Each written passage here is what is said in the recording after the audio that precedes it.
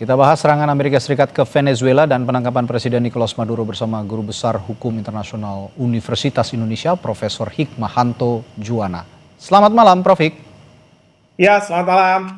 Baik, Prof. Hik, Presiden Amerika Serikat Donald Trump bilang Maduro ditangkap karena perdagangan narkoba dan senjata hingga terorisme katanya. Apakah ini bisa jadi alasan penangkapan Maduro oleh negara lain? Kira-kira? Ya, sebenarnya kalau misalnya mengenai masalah narkoba, tentu tidak bisa sebuah negara melakukan serangan terhadap negara lain. Tidak bisa seorang presiden dibawa oleh negara tersebut diadili di pengadilan dari negara Amerika Serikat. Meskipun masalah seperti ini pernah terjadi pada tahun 1990 ketika George Bush Senior melakukan tindakan terhadap Presiden Noriega. Pada waktu itu beliau adalah presiden di Panama.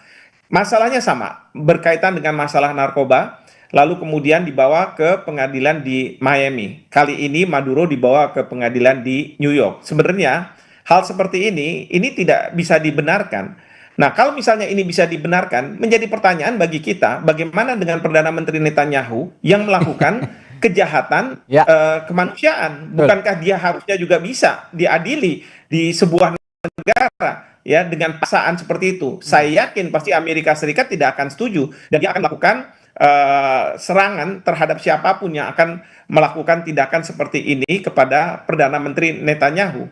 Nah, ini yang sekarang banyak didiskusikan oleh masyarakat internasional, bahkan pada hari Senin waktu New York nanti Dewan Keamanan PBB itu akan melakukan sidang darurat yang membahas mengenai permasalahan ini. Nah, ini yang dunia sekarang terbelah karena negara seperti Rusia ataupun Cina mereka mengecam, mengutuk tindakan yang dilakukan oleh Presiden Trump. Sementara Inggris dengan Prancis, meskipun dia tidak mengatakan bahwa ini merupakan pelanggaran hukum internasional, tetapi mengatakan seolah-olah membenarkan bahwa tindakan ini dibutuhkan untuk bisa menyelesaikan permasalahan narkoba di Amerika Serikat, seperti itu. Padahal yang kita tahu, mungkin saja narkoba ini hanya pintu masuk saja. Sama seperti Israel mengatakan bahwa serangan yang dilakukan oleh Hamas pada tanggal 7 Oktober itu sebagai pintu masuk saja, tapi kan ujungnya adalah bagaimana Gaza itu keluar orang-orang Palestina sehingga bisa dikuasai oleh Israel. Nah, ini yang dilakukan oleh Amerika Serikat juga karena Presiden Trump sudah dengan secara tegas mengatakan bahwa dia akan mengundang perusahaan Amerika, perminyakan Amerika terbesar, lalu kemudian memasukkan dana ke sana, dan ujung-ujungnya kan adalah nantinya minyak itu akan dijual ke Amerika Serikat. Nah, permasalahan dan kesalahan dari Presiden Trump adalah dia tidak memunculkan yang disebut sebagai puppet government, ya, pemerintahan boneka yang sebenarnya adalah orang-orang setempat yang dimanfaatkan oleh Amerika Serikat. Tetapi Amerika Serikat, Presiden Trump sendiri mengatakan bahwa saya sendiri yang akan memerintah, katakanlah Venezuela. Mana mungkin dalam konteks hukum internasional, dalam negara-negara berhubungan satu sama lain, pemerintah satu negara itu akan menjadi pemerintah negara lain. Pada masa lalu memang bisa, seperti pada waktu Jepang kalah perang, maka ada pendudukan pemerintahan yang dilakukan oleh Amerika Serikat, seperti itu. Oke, ini menarik. Kalau Anda tadi sudah menyinggung ada masalah ekonomi, dalam hal ini minyak ya, yang dikuasai oleh Amerika, yang ingin dikuasai oleh Amerika Serikat. Dan for the record bahwa Venezuela ini punya cadangan minyak terbesar di dunia ternyata. Padahal negaranya tidak terlalu besar karena sekarang ada serangan ini, barulah terungkap bahwa Venezuela ini punya cadangan minyak terbesar. Largest oil deposit on the planet. Ada 303 miliar barel, bahkan di atas Arab Saudi, Iran, dan juga Kanada kalau saya lihat. Nah, apakah ini juga mengafirmasi penangkapan ini bahwa ada motif lain terlebih untuk kepentingan ekonomi menguasai minyak? Kita langsung tegaskan saja di sini, Pak Prof. Hik. Ya, bisa jadi seperti itu, dan seperti tadi saya katakan, Presiden Trump sudah secara terbuka mengatakan bahwa akan ada perusahaan minyak Amerika Serikat yang diundang oleh dia untuk menginvestasikan dana, sehingga menurut dia bahwa nanti hasilnya akan untuk rakyat Venezuela. Padahal kan sebenarnya hasilnya itu kan nggak langsung minyak itu kemudian menjadi uang, harus dijual. Nah, pertanyaan dijualnya ke siapa? Ya tentu ke perusahaan, ke Amerika Serikat. pada saat sekarang ini kan Amerika Serikat membutuhkan minyak sama seperti Uni Eropa. Kalau misalnya Rusia masih berperang dengan Ukraina, memangnya dari mana Uni Eropa itu akan mendapatkan pasokan minyak itu? Ya memang ada dari Timur Tengah, tapi itu akan mahal ketimbang katakanlah dari Rusia seperti itu. Ya, langsung saja saya tanyakan, dampak terhadap Indonesia bahwa pada saat perang Rusia-Ukraina juga ada dampak yang terasa di global gitu ya.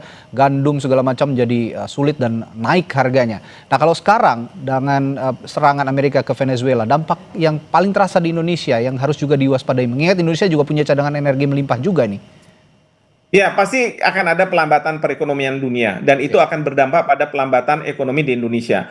Kedua, tentu mengenai masalah pasokan migas. Kalau misalnya pemerintah tidak berani membeli dari Rusia dengan harga yang murah karena diminta oleh negara-negara Uni Eropa menjaga moral dan lain sebagainya, maka kita akan membeli dari luar negeri dengan harga yang lebih mahal. Artinya apa? Pemerintah harus mensubsidi lebih besar lagi. Karena kita tahu bahwa banyak BBM yang mengalir ke rakyat, terutama bagi mereka kelas menengah ke bawah, itu adalah subsidi. Jadi pemerintah akan membayar lebih besar lagi. Nah, kita tidak tahu APBN kita apakah mampu atau tidak melakukan ini. Dan kemudian juga yang penting juga adalah bagaimana peluang untuk membuka lapangan pekerjaan di tengah-tengah kondisi geopolitik yang seperti ini.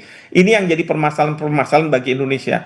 Saya setuju dengan sikap pemerintah yang mengatakan bahwa dia tidak akan mengutuk Amerika Serikat, tapi juga tidak membenarkan Amerika Serikat. Indonesia minta untuk dilakukan deeskalasi terhadap perang ini, dan ini sesuai dengan pasal 2 ayat 3 Piagam PBB yang mengatakan kalau ada sengketa di antara para pihak maka harus diselesaikan secara damai. Dan di sini Bapak Presiden yang selalu mengatakan bahwa kita harus hadir di dalam masalah-masalah internasional ini bisa menjadi peace broker, dan ini pentingnya. Jadi jangan buru-buru kita mengutuk atau misalnya membenarkan tindakan yang dilakukan oleh Amerika Serikat, tetapi posisi kita harus sesuai dengan kebijakan luar negeri yang bebas aktif, yaitu merujuk pada pasal 2 ayat 3 Piagam PBB. Demikian. Oke, posisi Indonesia sejauh ini di tengah begitu. Tapi saya ingin juga melihat posisi Rusia dan juga Tiongkok yang saat ini sudah menyatakan protes atas serangan Amerika Serikat ke Venezuela. Nah, kalau melihat posisi Rusia dan Tiongkok, penangkapan Maduro dan serangan ke Venezuela, apakah ini juga akan punya dampak negara-negara seperti Rusia dan Tiongkok ini ke Indonesia, Prof? Ya, kalau misalnya mempunyai dampak ke Indonesia pasti ada. Tetapi ingat, dunia pada saat sekarang ini termasuk negara-negara yang berkonflik membutuhkan negara yang tidak berpihak kemana-mana, tetapi dia banyak inisiatif untuk melakukan penyelesaian damai. Nah, inilah pentingnya Indonesia, kita ada di situ.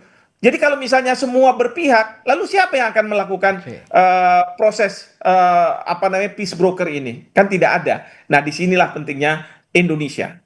Oke, terakhir Prof Hik, kalau melihat kondisi seperti ini, suatu situasi seperti ini, konsekuensi yang kira-kira akan dirasakan atau akan diterima Amerika Serikat kira-kira apa dari global? Yang pertama adalah selama ini yang Amerika Serikat selalu dengung-dengungan bahwa kita harus tunduk pada hukum internasional dan sebagainya, udahlah, itu nggak usah didengar lagi. Saya paling benci kalau misalnya rakyat kita, pemerintah kita, pejabat kita mengagung-agungkan Amerika Serikat. Kampiun ini, kampiun itu. Tidak ada lagi. Satu itu. Yang kedua adalah Amerika Serikat sekarang ini pada posisi yang sebenarnya bisa membuka perang dunia ketiga. Karena apa? Karena negara seperti Rusia, Cina, mereka juga khawatir jangan-jangan Amerika Serikat akan melakukan hal yang sama terhadap Taiwan, terhadap Cina nih. Jangan-jangan Amerika Serikat melakukan hal yang sama terhadap Ukraina. Jadi mereka-mereka ini akan bersikap tegas.